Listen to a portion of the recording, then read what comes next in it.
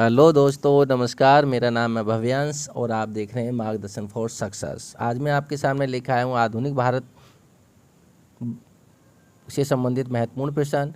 ये हिंदी माध्यम के विद्यार्थियों के लिए एक दिवसीय परीक्षा के लिए बहुत महत्वपूर्ण है और साथ ही टीजीटी पीजीटी इतिहास वर्ग के विद्यार्थियों के लिए बहुत महत्वपूर्ण है। तो देखते हैं हम पहला प्रश्न। कैबिनेट मिशन योजना के अंतर्गत संविधान निर्मात्री परिषद में प्रत्येक प्रांत को आवंटित सदस्य संख्या निर्धारित करने के लिए एक प्रतिनिधि कितनी जनसंख्या के अनुपात में था? यानी कि 10 लाख व्यक्ति की जनसंख्या के अनुपात में एक प्रतिनिधि की नियुक्ति की गई थी।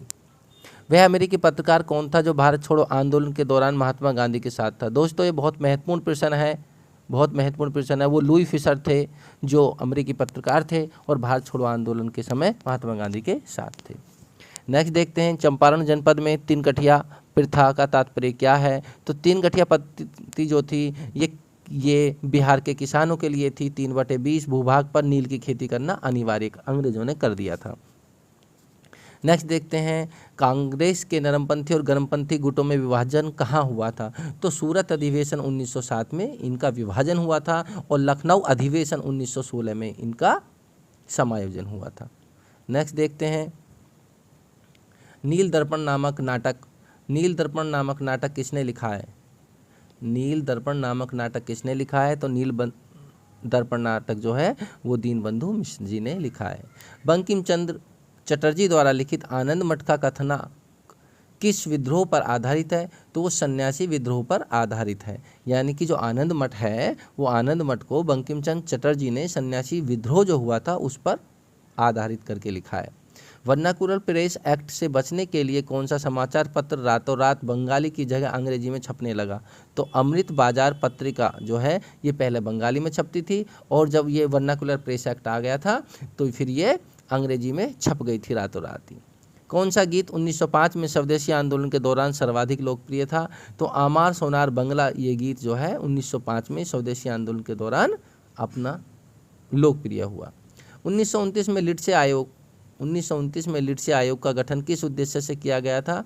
तो लिट्से आयोग का गठन किया गया था मिशनरी शिक्षा के विकास के लिए। अब मिशनरी शिक्षा कौन सी थी? जो हमारे यहाँ ईसाई आए थे, ये एक मिशनरी थे। जो आज भी हमारे यहाँ पे चर्च के स्कूल चलते हैं वो मिशनरी स्कूल कहलाते हैं। नेक्स्ट देखते हैं, गांधी जी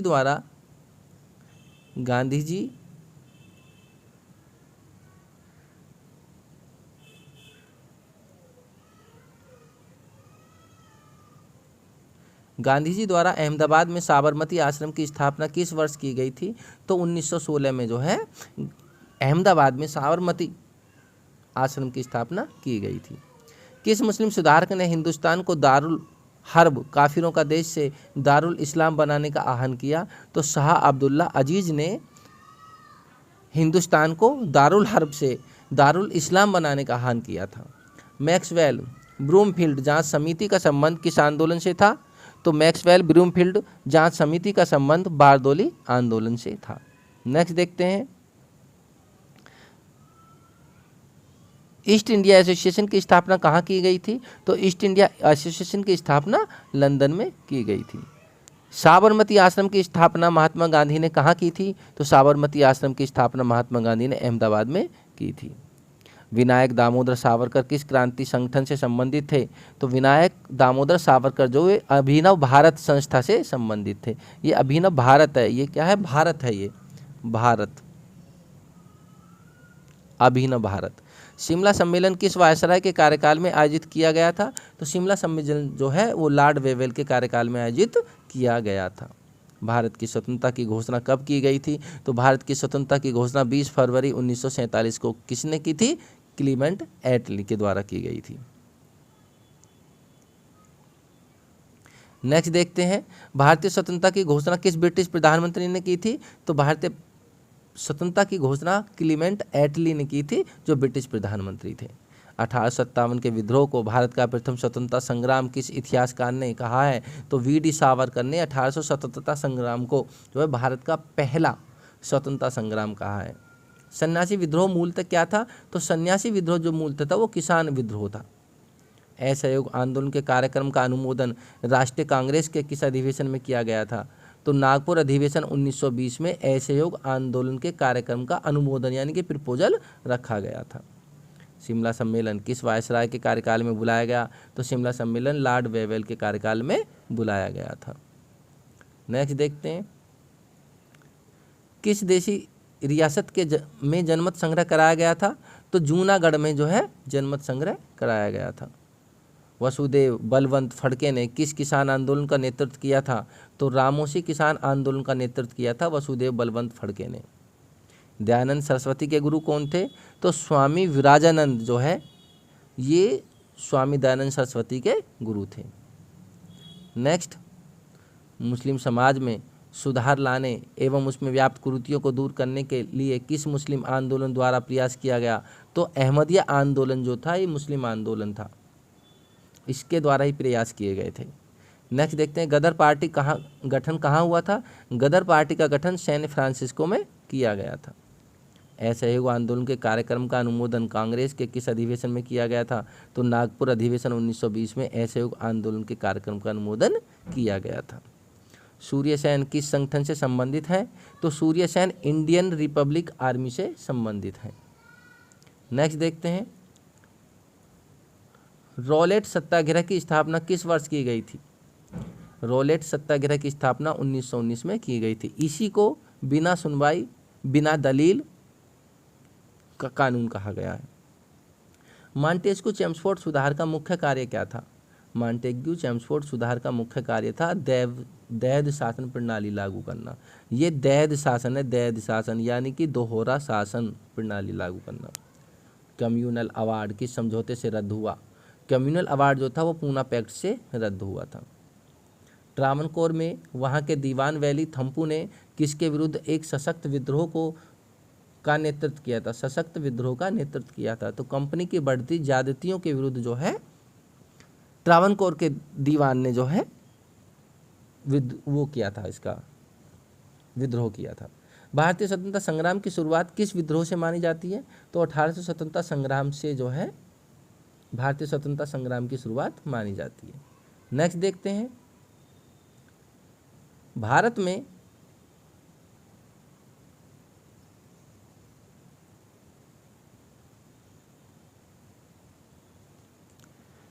में क्राउन के शासन की घोषणा लॉर्ड कैनिंग ने नवंबर 1858 में कहाँ के दरबार में की थी? तो इलाहाबाद के दरबार में की थी लॉर्ड कैनिंग की घोषणा जो है। किस क्षेत्र के अधिग्रहण के मामले में कोर्ट ऑफ डायरेक्टर ने डलहौजी की राय को अस्वीकार कर दिया था? तो करौली क्षेत्र के अधिग्रहण के मामले में कोर्ट ऑफ डायरेक्टर ने डलहौजी की मांग को अस्वीकार कर दिया था। मेरठ हत्याकांड में अंग्रेजी कमान का प्रधान कौन था? तो मेरठ हत्याकांड में अंग्रेजी कमान का प्रधान था जनरल हैबिट थे। किस मुस्लिम समाज सुधारक को अंग्रेजों ने नाइटहुड की उपाधि प्रदान की थी? तो सर सैयद अहमद खां को अंग्रेजों ने नाइटहुड की उपाधि प्रदान की थी।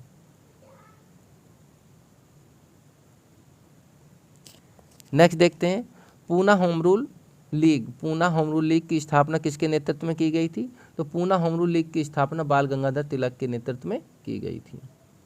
सूर्य सेन ने क्रांतिकारियों की किस योजना का नेतृत्व किया था? तो सूर्य सेन ने चटगांव आर्म्स डकैती जो एक योजना थी इसका नेतृत्व किया था। भारत छोड़ो आंदोलन के दौरान बलिया में किसके नेतृत्व में समानांतर सरकार की स्थापना की गई थी? तो चित्तू पांडे के नेतृत्व में भारत छोड़ो आंदोलन के दौरान बलिया में समानांतर सरकार की स्थापना की गई थी। 1857 के गदर काल में भारत का गवर्नर जनरल कौन था? तो 1857 के काल में कौन था गवर्नर जनरल? Lord Canning. और इन्हीं को फिर क्या बना दिया गया था? वायसराय बना दिया गया था। नेक्स्ट देखते हैं, मैक्सवेल ब्रैमफील्ड जांच समिति किस सत्याग्रह से संबंधित थी? तो मैक्सवेल ब्रैमफील्ड जांच समिति बारदौली सत्याग्रह से संबंधित थी। बाल गंगाधर तिलक किस समाचार पत्र के संपादक थे? तो केसरी जो पत्रिका थी उसके संपादक थे। इंडिया हाउस की स्थापना किसने की थी? तो श्यामजी कृष्ण वर्मा ने इंडिया हाउस की स्थापना की थी। भारत छोड़ो आंदोलन के दौरान बलिया में किसने समानांतर सरकार की स्थापना की थी? तो चित्तू पांडे ने। ये प्रश्न पहले हो चुका है। समानांतर सरकारों में सबसे ज़्यादा दिन चलने वाली सरकार कहाँ की है? तो सबसे ज़्यादा दिन चलने वाली सरकार है सतारा की सरकार। नेक्स्ट देखते हैं, संथाल विद्रोह का नेतृत्व किसने किया था? तो सिद्धू और कान्हू ने संथाल विद्रोह का नेतृत्व किया था। लोगों में राष्ट्र प्रेम की भावना जगाने के लिए शिवाजी तथा गणपति महोत्सव का आयोजन किसने किया था? तो बाल गंगाधर तिलक ने महोत्सव का आयोजन किया था। नेक्स्ट देखते हैं, खुदाई खिदमतगार के नाम से किसे जाना जाता है? खुदाई खिदमतगार के नाम से जाना जाता है खान अब्दुल गफ्फार खान को। इन्हें फ्रंटियर गांधी भी कहा जाता है। 1857 की क्रांति मुस्लिम साम्राज्य की स्थापना के लिए एक षड्यंत्र थी। यह कथन किसका है? पीई रॉबर्ट्स का ये कथन है। नेक्स्ट देखते हैं, अवध में 1857 की क्रांति का नेतृत्व किसने किया? तो अवध में 1857 की क्रांति का नेतृत्व किया था बेगम हजरत महल ने। 1857 की क्रांति के समय ब्रिटेन का प्रधानमंत्री कौन था? तो लॉर्ड पामस्टन जो है वो ब्रिटेन का प्रधानमंत्री था। ऑल इंडिया ट्रेड यूनियन की स्थापना किस वर्ष हुई? 1920 में ऑल इंडिया ट्रेड यूनियन की स्थापना हुई थी। All India depressed class federation की स्थापना कब और किसने की? तो 1920 में ही डॉक्टर BR अम्बेडकर ने की थी। ऑल इंडिया कांग्रेस की यूनियन कांग्रेस की स्थापना और all India depressed class federation की स्थापना ही दोनों की स्थापना कब हुई थी? 1920 में हुई थी। संस्थापक दोनों के अलग अलग हैं। नेक्स्ट देखते हैं, वर्ष 1907 में किस अधिवेशन में कांग्रेस के अंदर फूट पड़ गई तथा उग्रवादी और उदारवादी दल पृथक हो गए? तो सूरत अधिवेशन हुआ था 1907 में। सूरत अधिवेशन हुआ था 1907 में। इसमें जो है दोनों में फूट पड़ गई थी। किसने कांग्रेस को जनता के अत्यंत अल्पमत का प्रतिनिधि कहा है? तो लॉर्ड डफरिन थे, इनके समय में ही कांग्रेस का गठन किया था 1885 में ए ह्यूम ने। और इन्होंने कहा था कि कांग्रेस जो है वो जनता के अत्यंत अल्पमत का प्रतिनिधित्व करती है। वह कौन सी घटना थी जिसके बाद महात्मा गांधी ने ब्रिटिश सरकार के विरुद्ध अपना सर्वप्रथम असहयोग आंदोलन प्रारंभ किया? तो रोलेक्ट एक्ट का लगना। ये कब लगा था? 1919 में। 1919 में जब रोलेक्ट एक्ट लगा था तो ये जो है महात्मा गांधी ने ब्रिटिश सरकार के विरुद्ध अपना सर्वप्रथम असहयोग आंदोलन शुरू किया था। किस विभाजन के लिए राष्ट्रीय शोक दिवस मनाया गया था? तो बंगाल विभाजन के लिए राष्ट्रीय शोक दिवस मनाया था। ये लॉर्ड कर्जन ने किया था और 1905 में किया था, 1905 में। नेक्स्ट देखते हैं, 1857 का विद्रोह और भारतीय स्वतंत्रता का युद्ध के लेखक किरमस कौन है? तो अशोक मेहता और वी सावरकर, ये भारतीय स्वतंत्रता का युद्ध के लेखक हैं। 1857 की क्रांति के अग्रदूत मंगल पांडे को फांसी कब दी गई? तो 8 अप्रैल 1857 को मंगल पांडे को फांसी दी गई थी। लॉर्ड डलहौजी के काल में भारतीय राजाओं को उत्तराधिकारी गोद लेने के अधिकार से वंचित कर दिया गया था। यह अधिकार पुनः किस अधिनियम द्वारा प्राप्त हुआ? तो महारानी का घोषणा पत्र था जो लॉर्ड कैनिंग ने इलाहाबाद में पढ़ करके सुनाया था। उसमें इनको भारतीय राजाओं को उत्तराधिकारी गोद लेने की अनुमति पुनः दे दी गई थी।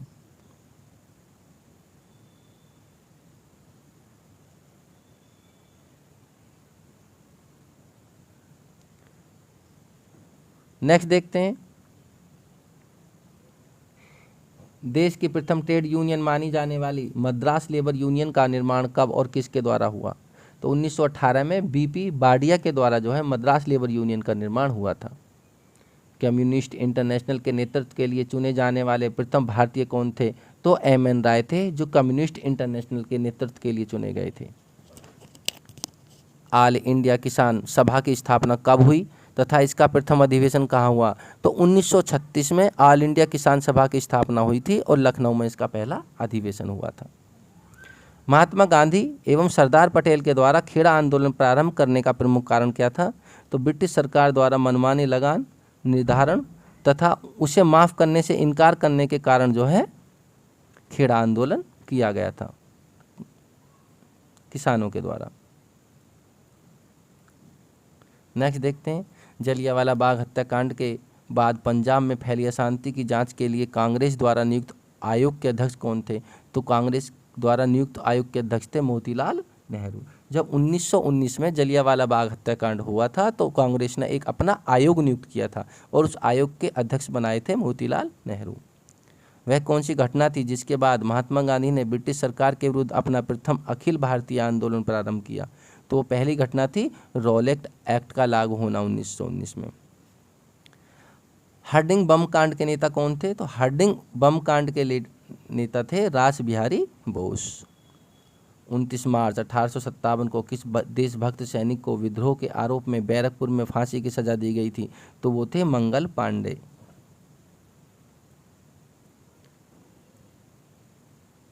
नेक्स्ट देखते हैं इकोनॉमिक हिस्ट्री ऑफ इंडिया के लेखक कौन है? तो इकोनॉमिक हिस्ट्री ऑफ इंडिया के लेखक हैं आर.सी. दत्ता। 1857 के विद्रोह की असफलता के पश्चात मुगल बादशाह बहादुर शाह जफर को कहाँ व किसने गिरफ्तार किया? तो हुमायूं की कब्र के पास लेफ्टिनेंट हडसन ने गिरफ्तार किया था और इन्हें गिरफ्तार करके कहाँ भेज दिया था? रंगून। वह कौन पहला भारतीय था जिसे कम्युनिस्ट इंटरनेशनल के नेतृत्व में के लिए चुना गया था? तो ये पीछे भी हो गया हमारा सवाल, तो ये एम.एन. राय जी थे। दोस्तों ये हमारा अंतिम प्रश्न है भाग 2 आधुनिक भारत का। यदि मेरी वीडियो अच्छी लगे तो लाइक करें, शेयर करें, सब्सक्राइब करें। बहुत बहुत धन्यवाद।